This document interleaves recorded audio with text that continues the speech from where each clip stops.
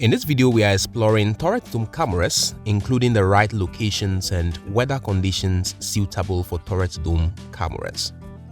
Here are examples of turret dome cameras, and here are other examples of turret dome cameras.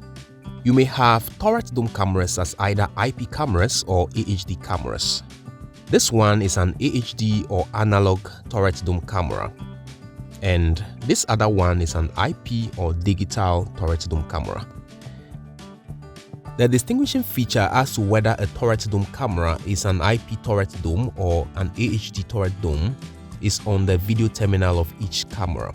The IP turret dome has an Ethernet port on its video terminal, and it is a feature with all IP cameras, whether it is a turret dome or otherwise. The AHD turret dome is identified by the BNC connector on its video terminal, and this also is a feature that cuts across all AHD or analog CCTV cameras. Both IP and AHD turret dome cameras may have these similar power terminals, since they both require 12 volts DC power to function.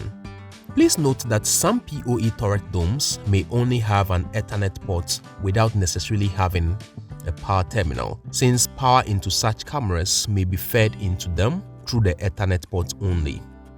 Please also note that the picture quality of a turret dome camera, whether it is an IP camera or an HD camera, is a function of the resolution of the camera.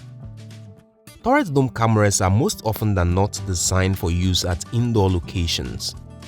Installing this kind of cameras at outdoor locations exposes them to malfunction and eventual damage.